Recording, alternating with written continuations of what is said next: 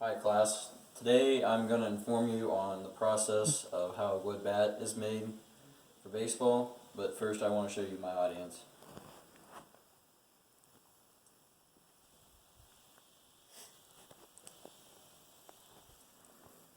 Wood bats are primarily used in professional baseball.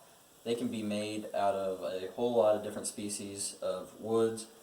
Earlier in baseball, like in the 1800s, early 90s, and even into the later mid 90s, hickory was the main species used for making wood bats.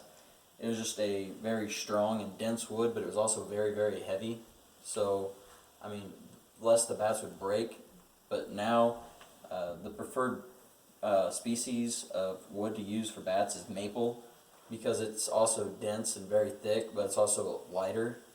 And the bats do break a little bit more now, but the maple provides a better pop off the bat.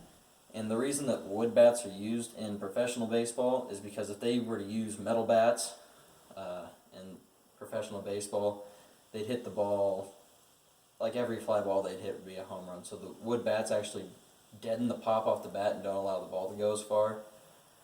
Other species you can use besides hickory or maple is ash, birch, oak, pretty much any sort of wood, but you want to use more of a thicker and more dense wood. That way it won't break. Now, into the bat itself, when they select the wood, they go over a process. They look at the slope of the grain compared to the length. So, the slope of the grain, you want it to be almost straight up and down, because it's going to provide a stronger bat and keep it from breaking. And after they go over the calculations of the slope of the grain, then they do a bunch of processes where they get the moisture content to where they want it, and they do a thing called freeze dry, where you get the bat wet, then they'll freeze it, and then they'll heat it up to make the wood kind of expand and contract and make a form of the bat. Now how they actually make the bat. First they start off with a blank. It's pretty much going to be as wide as the bat is, like diameter wise, maybe a little bit wider. And then say this bat is 32 inches in length. They'll have maybe 35-inch blank. That way there's enough wood for when they put it in the lathe. You're not trying to get it exactly to where you want it. You have a few inches to spare room-wise.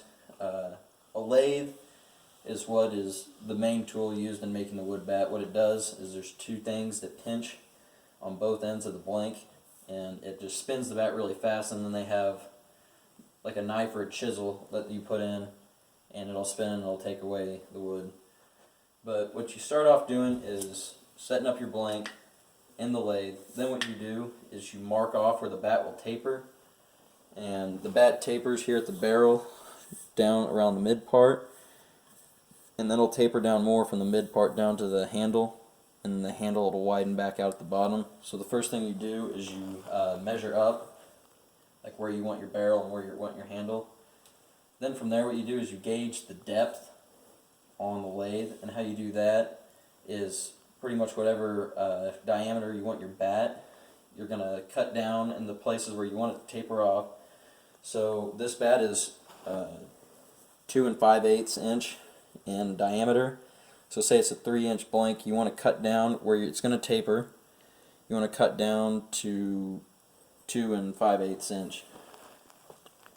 Then what you do from there is you shape the barrel. You always start off by shaping the barrel first compared to any other part on the bat.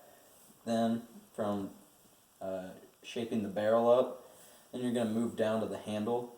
And that's kind of a tough process to do, because you have to switch depths, and you don't want to go too thin on the handle, because then the bat's going to break super easy. But you also don't want to go too thick that you're almost the same thickness as your barrel, because then you're not going to get enough whip on the bat. Then from there, what you're going to do is you're going to shape the knob, and I have some wrap on the bat right now, but the knob, it kind of has a little lip right here, and then it kind of shapes around. So the knob is going to be thicker than your handle, but at the bottom it's going to taper out to kind of have a thicker grip. And what most bat companies will do if they come wrapped is they're going to put a padding in right down here at the handle. And from there, what they do is they go ahead and they sand out the bat. So whatever chips are in the bat or places that they might have missed, they sand it down with a. They start off with 80 grit, and then they'll go down to 120, and then they just get finer and finer until the bat's smooth. And then what they do is engrave it. So whatever engravings, this one doesn't have any. This has paint on it, but here at the handle, it says what this bat's made out of, which is ash, and how long it is 32 inches. And then from there, what they'll do is they'll either paint it or whatever design you want on it, they'll put that on there. And then after that, they're going to apply a gloss finish, or some they don't even apply finish at all. But I prefer a bat with the barrel having a glass coating, or not a glass coating, but a gloss coating on it. Just makes it shine better. And then from there, they will cup the end of the bat. Not everyone does that, but most people do. And that's just so the extra energy from, like, if you get jammed or something on the handle, it'll give us a place for the energy to go, and it won't have as many broken bats. That is the process of making a wood bat, and I would like to show you my audience one more time.